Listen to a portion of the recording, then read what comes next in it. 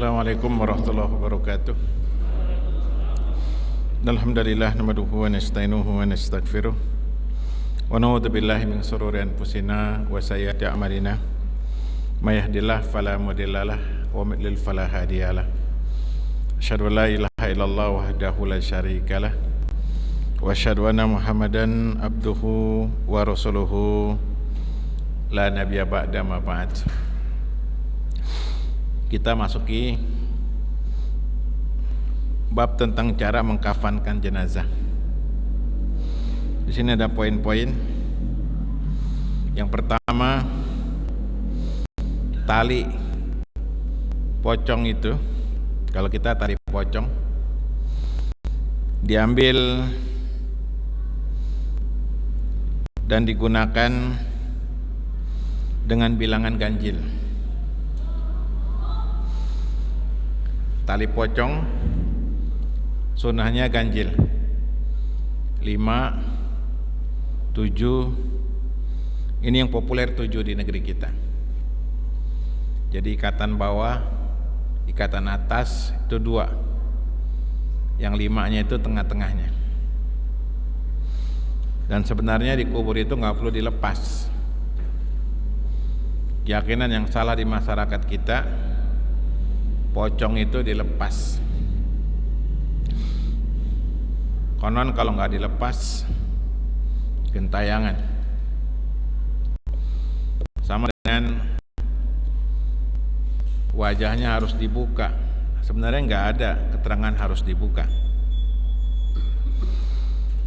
Jadi yang pertama, tali pengikat jenazah, tali pocong itu jumlahnya ganjil. Dan di negeri kita biasanya pakai bagian daripada kain kafan. Kalau seandainya tali yang lain sah. Cuman umumnya kita pakai pinggiran kain kafan. Bagian dari kain kafan itu. Sudah ikutin sajalah supaya nggak ribut. Karena di masyarakat kita ini sebenarnya ada hal-hal yang secara agama dimudahkan.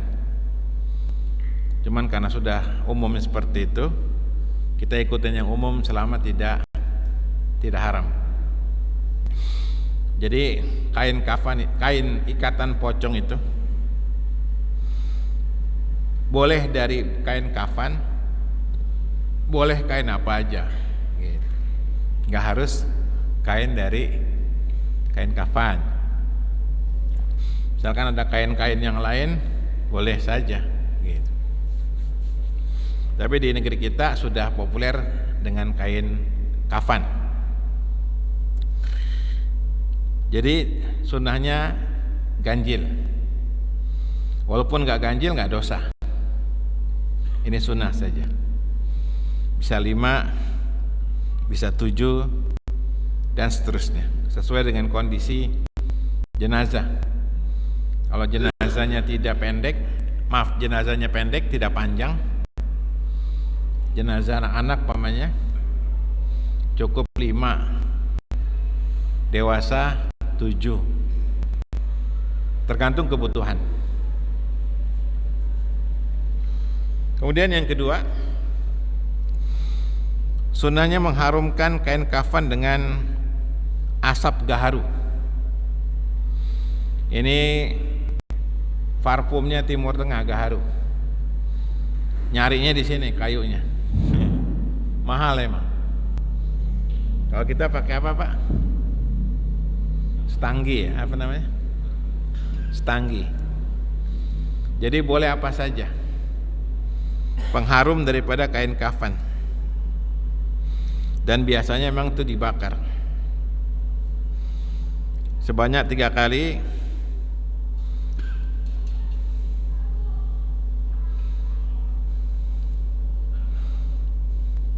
Untuk menghilangkan aroma dari si mayit. Kadang ada mayit yang punya aroma nggak bagus, itu dengan adanya asap daripada gaharu atau setanggi kita itu, jadi tidak menimbulkan aroma yang tidak bagus. Ini sunnah pakai asap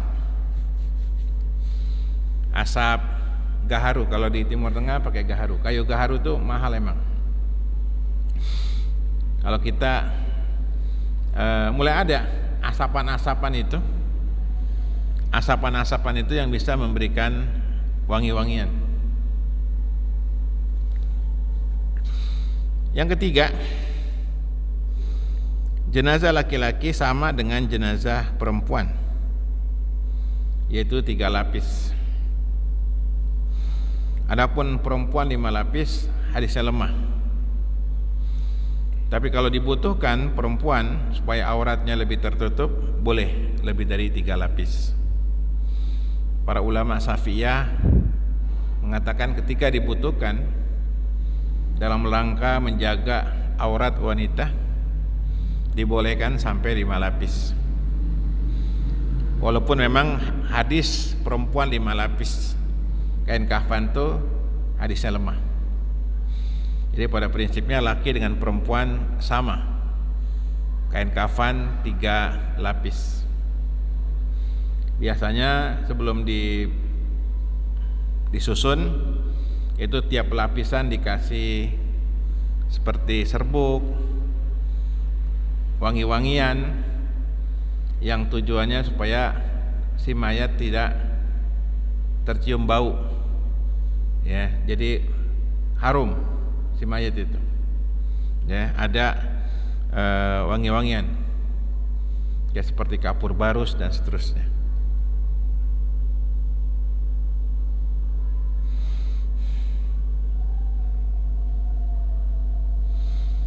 Kalau dalam Timur Tengah itu kayak hanut. Hanut itu serbuk. Kalau kita apa, Pak? Nah, kapur barus ya, yang dihancurkan, tumbuk, disebarin. Nah, kalau kita kapur barus atau yang sejenisnya, itu menghilangkan bau dari jenazah.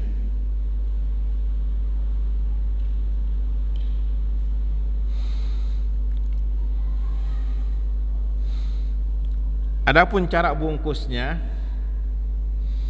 memang tidak diatur. Masing-masing punya cara sendiri-sendiri. Cuman memang ada yang membungkus itu terlalu banyak kapas, sehingga mayit itu jadi besar. Dengan adanya kapas, dadanya, belakangnya, kepalanya, mukanya jadi gede. Sebenarnya kapas nggak ada dalam pelaksanaan mengkafankan jenazah. Kapas itu dibutuhkan kalau ada luka, tutup pakai kapas. Tapi kalau nggak ada luka nggak perlu pakai kapas. Ini yang membuat orang jadi ribet, jadi serem, karena adanya kapas. Jenazah jadi gede, ya enggak? Kapasnya badannya, belakangnya, palanya, kemudian mukanya itu pakai kapas. Sebenarnya nggak ada pakai kapas dalam pelaksanaan pengafanan jenazah. Ya, iya Pak ya. Lihatnya pakai kapas ya. Kapas nggak ada sebenarnya. Jadi kapas dibutuhkan kalau ada luka. Jadi yang masalah itu kalau kain kafannya sempit, itu yang masalah. Jadi kalau kain kafan itu ukuran jenazah ditambah 1 meter. Jadi ukuran jenazah tambah 1 meter. Jadi buat 0,5 meter di belakang, 0,5 meter di atas, karena dia buat bungkus ya. Jangan sampai ngepas. Nah, fungsinya ikatan itu kalau kain kafannya ngepas, takut terlepas, maka diikat. Jadi kalau kainnya umpamanya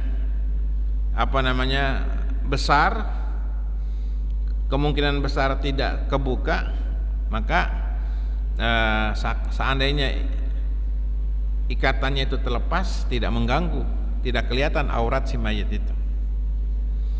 Nah, fungsi ikatan itu untuk supaya kain kafannya tidak lepas. Jadi kain kafan ini cara ngebungkusnya itu tidak diatur. Kalau yang pengalaman rapi, namanya pengalaman, tukang mandiin jenazah. Kalau seandainya nggak rapi, Pak Ustadz, nggak ada yang kafanin nih. Yang kafanin kita aja, nggak rapi, sah. Asal daripada mengkafankan itu tertutupnya aurat, terbungkus. Itu asalnya. Makanya ada yang versi nyimpang, miring-miring itu, ini bagi jenazah yang gemuk.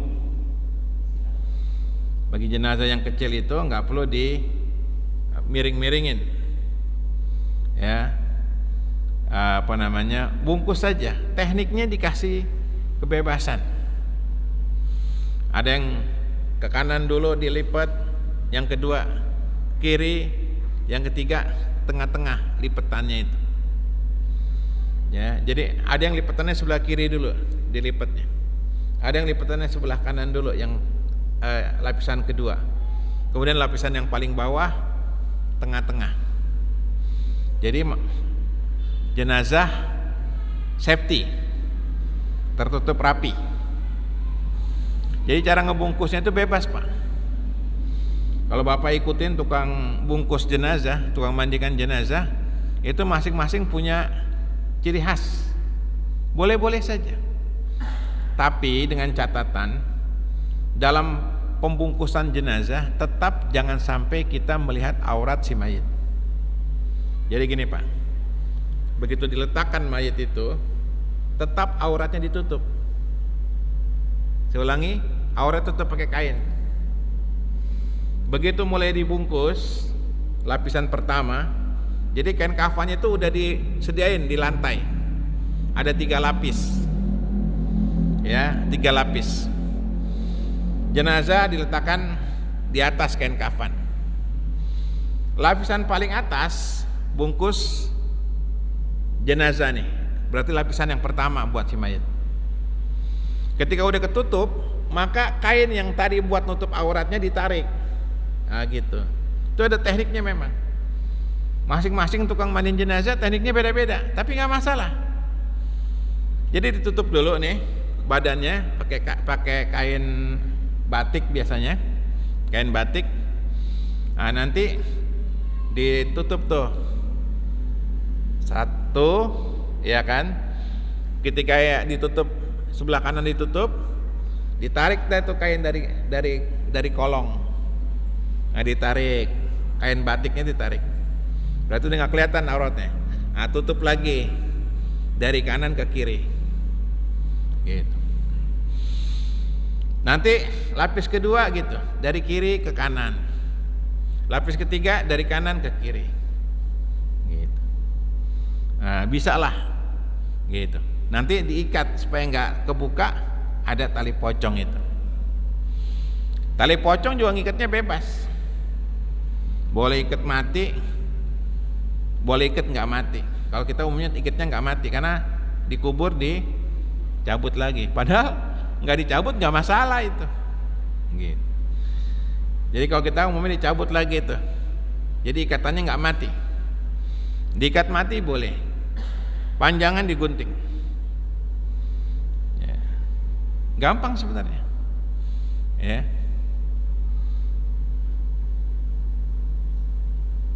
Muter ininya, atasnya juga bebas, nggak diatur. Walhasil prinsipnya, perhatikan, prinsipnya adalah auratnya tertutup. Auratnya tertutup. Memang benar sih, kalau yang pengalaman tuh rapi. Saya sendiri orangnya nggak bisa rapi. udah nggak dinilai kan gitu. Ya kan, dikubur ya kan, kecuali di dunia ya kan, setelan mesti rapi ya kan, kelihatan orang. Dikubur nggak kelihatan. Ya, tapi memang kalau orang yang terampil gitu, rapi ngebungkusnya, cakep, gitu. Itu orang tiap hari ngebungkus jenazah itu. Jadi betul-betul rapi itu. Kalau kita kan jarang-jarang. Kalau nggak ada baru. Jadi ya seadanya aja. Jadi banyak ustadz juga ketika ngebungkus berantakan gitu. Hanya teori tahu, tapi ya namanya jarang praktek ya kan, berantakan. Ya, saya suruh bungkus berantakan. Kecuali yang memang tukang mandiinnya itu cakep itu. Cuman saya mau tekankan di sini, pada prinsipnya cara ngebungkusnya itu nggak diatur oleh agama. Yang penting auratnya tertutup, tidak terbuka. Dan ada fungsi daripada ikatan pocong itu, fungsinya adalah supaya kain kafan itu tidak terbuka. Ya.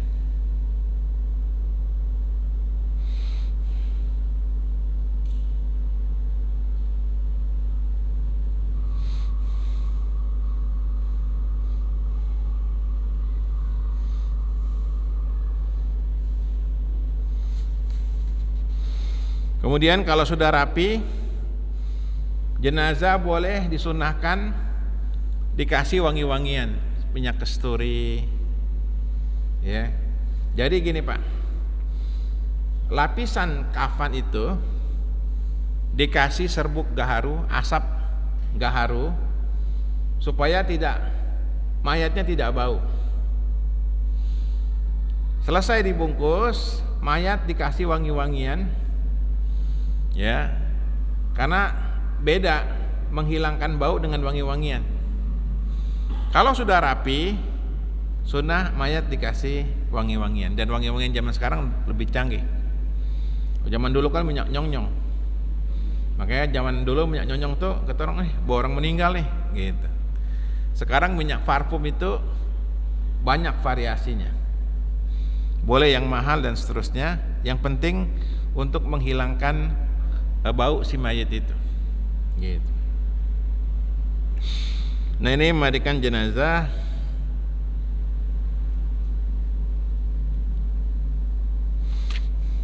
Maaf, ini mengkafankan jenazah ya, bukan mandikan. Dan seterusnya saya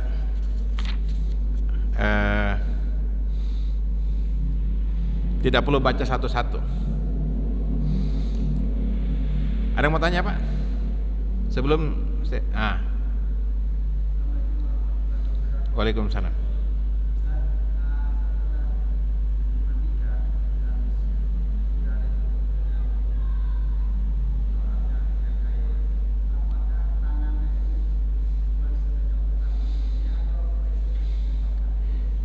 Kemarin kita telah bahas masalah mandikan. Pada prinsipnya itu tangan itu lurus, diluruskan. Baik dimandikan maupun dikafankan tuh lurus.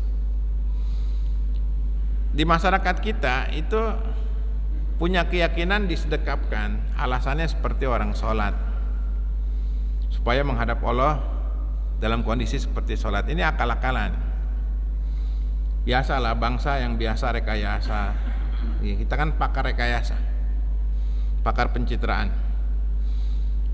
Jadi kalau biasanya nanya dulu, Pak, kalau yang tukang mandiin yang moderat, ini jenazah mau dilurusin, sedekapin, gitu. Supaya nggak rame. Karena kalau dilurusin, itu banyak yang protes keluarganya, kok dilurusin nggak sedekap, yang lain-lain sedekap, gitu. Nah, makanya kalau tukang mandiin jenazah, tukang ngurus jenazah itu nanya mau dilurusin atau mau disedekapin, gitu. Yang mudah pelaksanaan jenazah, mandikan dan kafankan lurus. Dan memang nggak ada dasar yang disedekapin, gitu. Walaupun disedekapin sah boleh, tapi itu ngerepot memang, mandiinnya susah disedekapin. Dan juga ngafaninnya juga kainnya jadi sempit. Ya, udah gendut sedekap lagi, ya kan? Nah, kalau lurus nggak makan bahan. Gitu. Jadi gitu, Pak. Itu, Pak.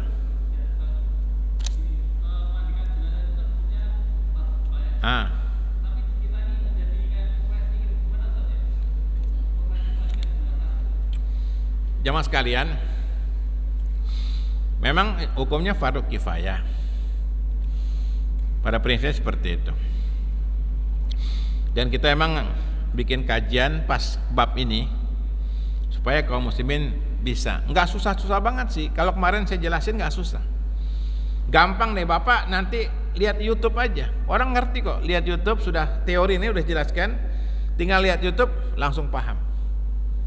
Nah, ada profesi-profesi itu yang memang nggak semua orang bisa. Perhatikan nih, kalau memang berhadapan dengan orang-orang lemah, orang miskin, hendaknya jangan jangan ditarif karena kaum ini namanya kewajiban agama. Tapi kalau ada orang-orang yang mampu, mapan, kaya, nggak apa-apa, hargain yang layak, nggak masalah, hormati. Jadi gini Pak, dalam Islam ada profesi-profesi itu mulia, kayak kasus mandiin jenazah, itu memang profesi mulia, karena nggak semua orang bisa, nggak semua orang juga mau. Nah, kayak juga merbot, ini profesi juga mulia. Nah, kita sering salah paham, profesi-profesi agama itu sering dipandang rendah. Beda dengan musisi, artis, apalah, olahragawan, ya, atlet, itu dipandang mulia sehingga mereka penghasilannya besar-besar. Giliran yang agama, seolah-olah kalau agama tuh harus miskin, harus kecil. Enggak juga, ya. Kalau saya diizinkan jadi DKM gitu, maka posisi kayak merbot itu saya muliain, kasih. Kalau memang gaji bisa besar, kasih, karena dia merawat masjid, punya jasa. Walaupun merbotnya tetap lillah, tapi kita harus menghargai. Kayak bekam ini pengobatan Islam, bekam dan sunnah. Dan banyak orang yang sembuh dengan bekam.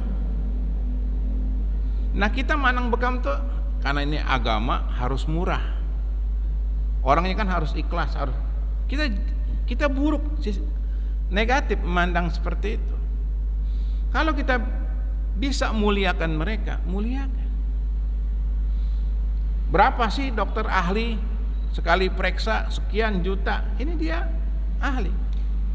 Makanya di masa Nabi, ketika ada sahabat kena sengatan kalajengking, ada orang kafir kepala kampung kena sengatan kalajengking, kemudian diobati oleh sahabat Abu Sa'id Al-Khudri, itu dikasih 30 ekor kambing. Ketika diruqyah, dibacakan Al-Fatihah 7 kali, kemudian dikasih sembuh, ya, dikasih 30 ekor kambing. Satu kambing 2 juta gak Pak? 2 juta kan? 2 juta kali 30 berapa? 60 juta. Artinya suatu yang sifatnya agama itu enggak harus dipandang murah.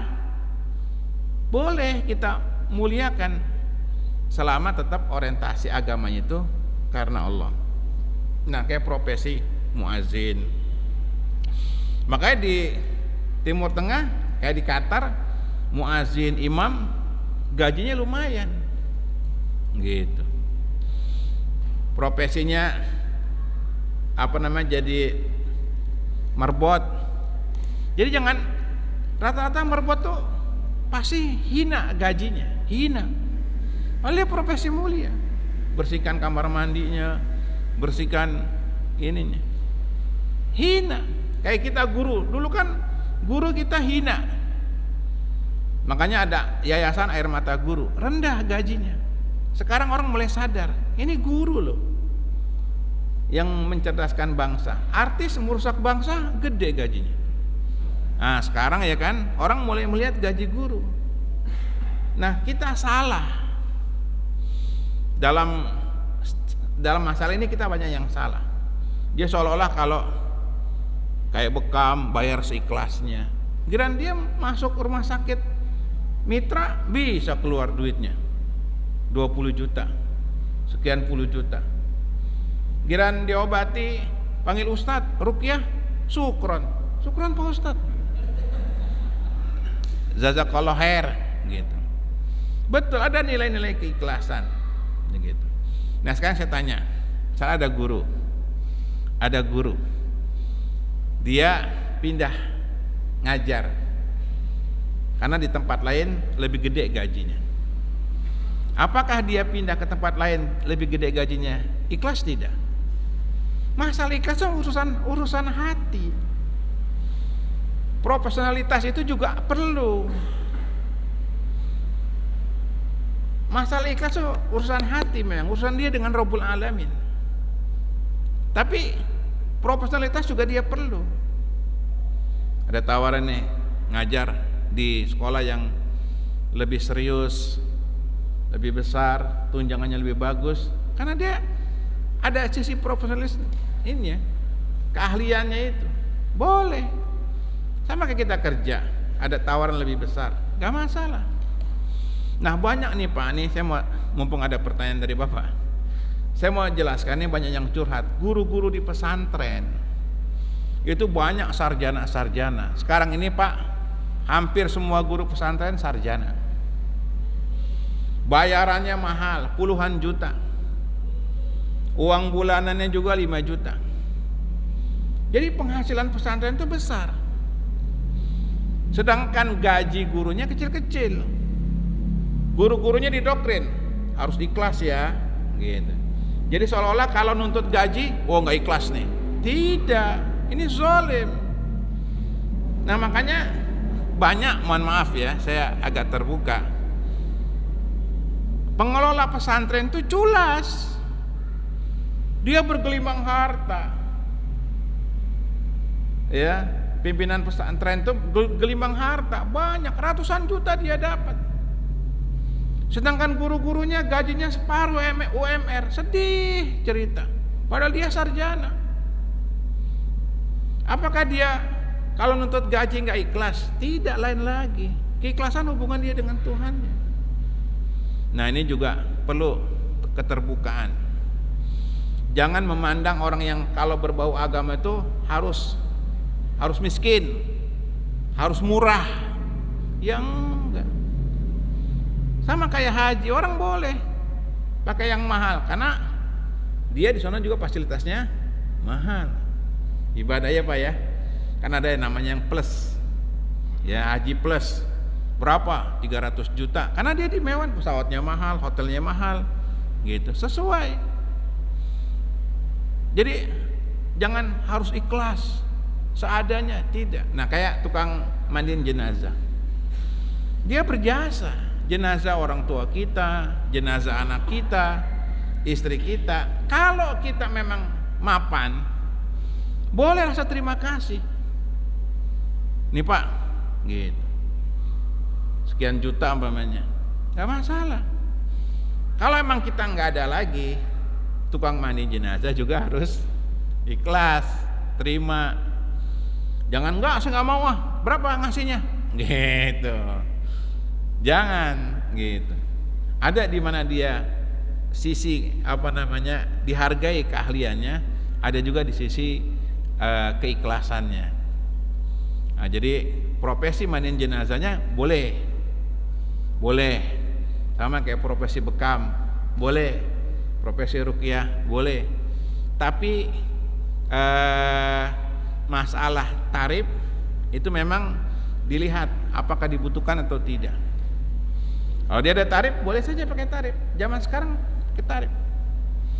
Kang bekam 100.000. Banyak orang sembuh dengan bekam, Pak.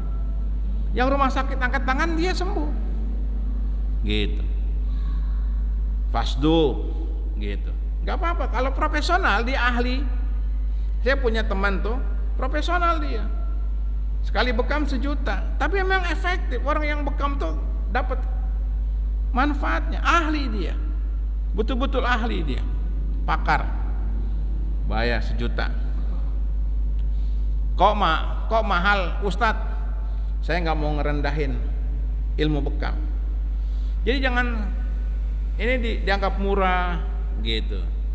Dianggap murah, kalau agama dianggap murah, tidak. Kayak kasus muazin, merbot, jangan dipandang ini kasih seenaknya aja, jangan. Kalau bisa kita kasih lebih bagi mereka, kasih. Gitu.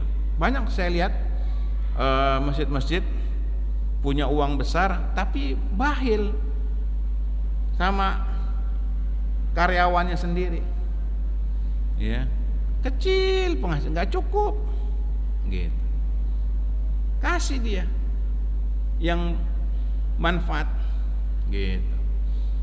Jangan kalah artis dikasih mahal, kalau ada ya, maaf ya. Nah, yang saya mau pandang sisi merendahkan profesi yang berbau agama. Ustadz kan harus ikhlas, gitu. Kayak ustadz nih, guru-guru ngaji. Seringkali guru-guru ngaji itu orang nggak bayaran, ya kan? Madrasah zaman dulu kan, nggak bayaran sekian. Giran sekolah dia bayaran, giran ngaji nggak bayaran, itu direndahin. Gaji-gaji TPA, guru-guru TPA kecil.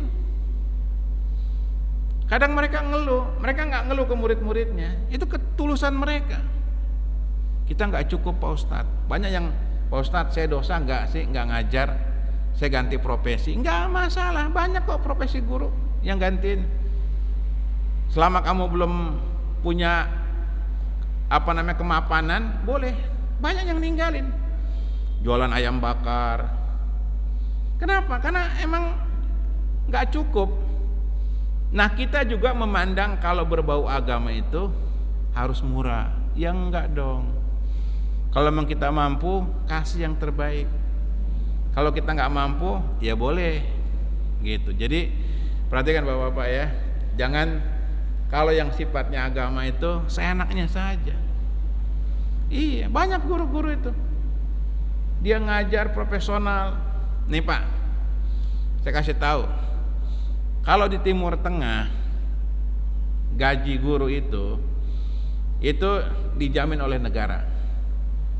Jamin oleh negara. Mahasiswanya saja dapat gaji 3 jutaan sebulan, itu mahasiswanya.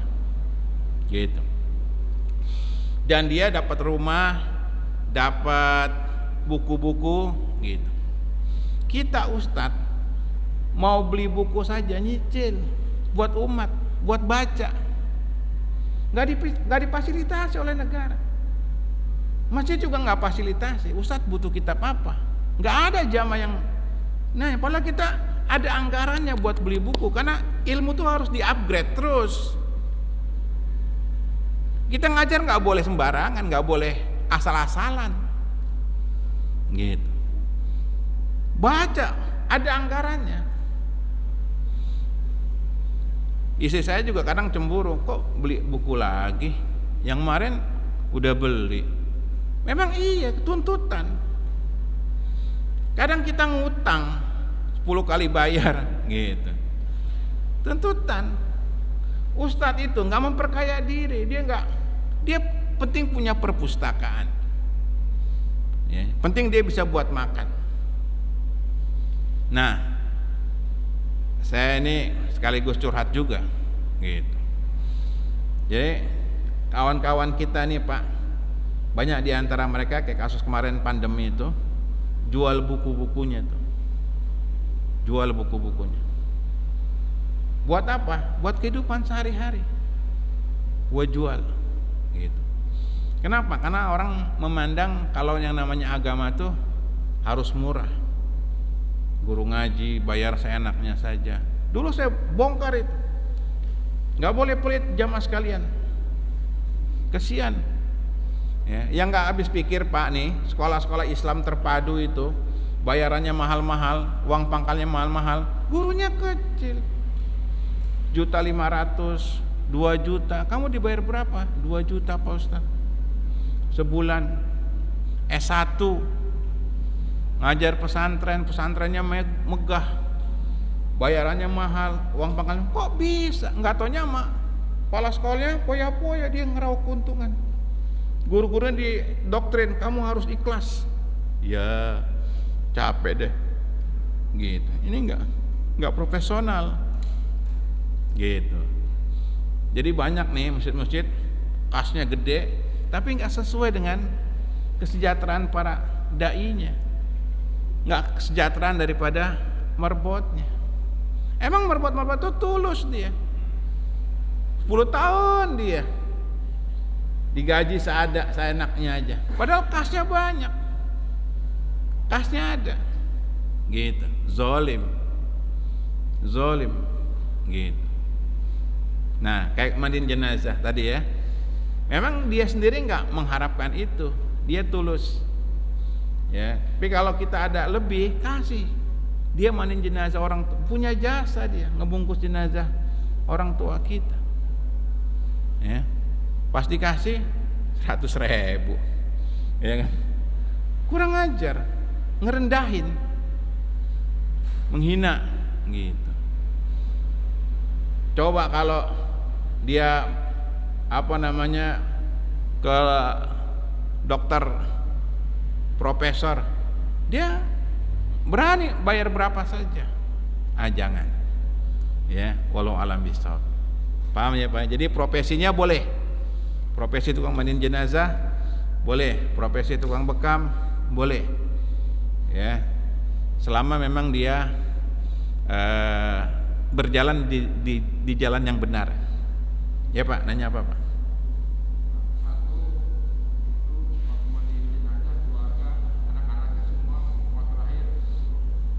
Ya ini satu dulu Pak, biar nggak lupa. Jadi ini salah ya, mandiin jenazah keluarganya suruh guyur, ini nggak ada. Ya nggak perlu. Kalau keluarga anaknya bisa, bagus, anaknya diajarin. Sini nak, kamu saya ajarin. Bagus nih, tukang mandiin jenazah, yang mandiin anaknya dia bimbing. Gini cara gitu. Itu banyak tuh. Yang bagus tukang mandiin jenazahnya ngebimbing kamu anaknya. Iya, dengan catatan sejenis. Yang meninggal ibu, yang mandikan anak perempuan, yang membimbingnya juga perempuan. Iya, nggak benar ini. Anak lakinya guyur, anak perempuannya guyur. Itu salah. Ya, salah. Haram anak laki mandikan jenazah ibu, anak perempuan mandikan jenazah bapak, haram. Dia apa? Diuruk kan? Hah? Di wudu. Oh. Yang mandiinnya? Oh, mewudukan jenazah sunnah, ada memang. Ya, mewudukan itu di awal sebenarnya. Banyak di kita mewudukannya di akhir. Ya, salah. Sebenarnya mewudukannya di awal. Ya, mewudukan di awal, terus yang kemarin dijelaskan tuh giginya pakai yang kalau ada sisa-sisa makanan tuh dibersihkan gitu. Ya itu budaya. Ya, budaya kita yang pakai ngolong-kolong ya. Nah, ini salah nih. Ya, tunggu sebentar. Itu budaya keliru, enggak. Yang bagus adalah iringi dengan doa buat si mayit. Ya. Bacaan khusus mengantarkan jenazah enggak ada. Enggak kayak di sinetron, la ilaha illallah, lah banyak. Enggak. Tapi kita mendoakan si mayit itu iya. Kapan saja lagi membawakan, lagi mengusungnya, ini sunnah kita terus mendoakan si mayit. Jadi masuk kolong nggak ada ya Pak ya, nyawer juga nggak ada, lepas merpati juga nggak ada, tembakan juga nggak ada, tentara tuh, gitu kan. Jodor, apa namanya? Salvo ya, itu tuh tembakan tuh. Tentara berapa kali saya mimpin jenazah. Saya bilang sholat pak, gitu. Komandannya nih, pakai sepatu Ustadz. Ya buka aja sepatunya sebentar. Itu gampang lah. Militeran mah sholat yang penting, bukan nembak ke atas, gitu. Mumpung ustadznya komandan ya kan, komandannya itu kolonel, saya yang belajar sama saya. Nah, jadi nggak harus seperti itu, ya masuk kolong dan itu budaya saja, ya.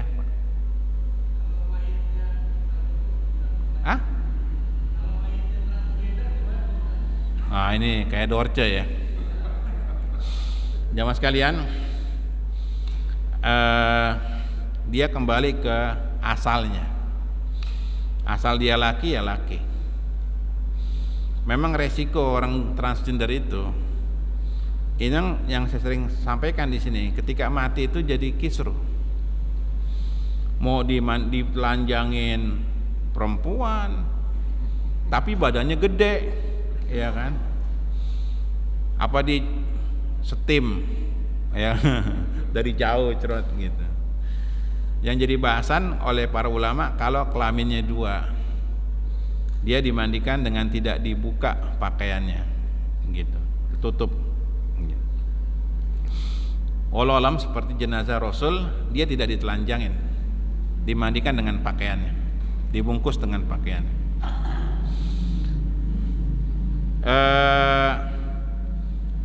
Transgender ya, dia dikembalikan ke asalnya, karena salah satu yang nggak bisa ditolak adalah fitrah. Saya punya tetangga bencong memang, tapi kalau Jumatan dia Jumatan pakai sarung, pakai peci, dia nyamar gitu. Hari-harinya jadi bencong ya, pakai pakaian perempuan, pakai apa namanya, kincringan ya kan, cari duit, bencong. Tapi kalau Jumatan, dia Jumatan pakai peci, pakai, ini dosa besar memang. Dan apa namanya, penyakit jiwa, gangguan jiwa, bisa diterapi. Saya bisa nerapi yang seperti ini. Kalau yang kena LGBT, bencong gitu kan, lesbi, itu bisa diterapi. Saya bantu nanti terapi. Saya bisa terapi, sembuh insya Allah. Ya, saya pernah bencong tuh, mati. Sholat zuhur, saya, Pak Ustadz, tolong imamin. Orang-orang banyak di luar. Saya keluar, nggak taunya bencong semua. Dia, Allahu Akbar, jamaah nggak ada yang mau nyolatin tuh. Ya, cuma beberapa orang yang nyolatin jenazah itu. Saya tanya, kenapa? Karena bingung memang. Kalau itu posisi imamnya di mana? Ya kan? Kalau laki-laki kan imamnya di kepala, perempuan di tengah. Bencong di mana imamnya? Ya kan? Ya kan, di kaki kan? Kalau perempuan Allahumma firlaha, kalau laki-laki Allahumma firlahu, ya kan? Kalau perempuan, ya kan? Nah itu jadi masalah. Kasus mandiin juga, yang mandiin siapa? Yang mandiin bencong juga, kan nggak mungkin, ya. Dan seterusnya. Jadi memang masalah transgender ini dikembalikan ke asalnya. Kalau dia laki ya laki. Dan semua bencong itu ketika mati minta dikembalikan ke asalnya, kecuali Dorce. Dorce tetangga saya Pak, di Kemayoran, tetangga itu. Ya, tiap malam dia teriak panas, panas tiap malam. Tersiksa dia. Allahu Akbar, Allahu Akbar. Ya, hidayah mahal. Panas teriak, sumur batu. Pas saya ngajar itu, tersiksa. Hah? Wasiatnya salah. Iya. Jadi kalau wasiat salah, jangan ikutin. Tolong kafankan saya 9 lembar, jangan diikutin. Dia udah mati ya kan. Saya minta dikubur di San Diego, ya nggak usah diikutin. Duitnya ada gak? Duit kagak ada, minta dikubur. San Diego, belakangnya aja tuh tanah liar. Bismillah. Ya, subhanakallahumma bihamdika, asyhadu an la ilaha illa anta astaghfiruka wa atubu ilaik. Assalamualaikum warahmatullahi wabarakatuh.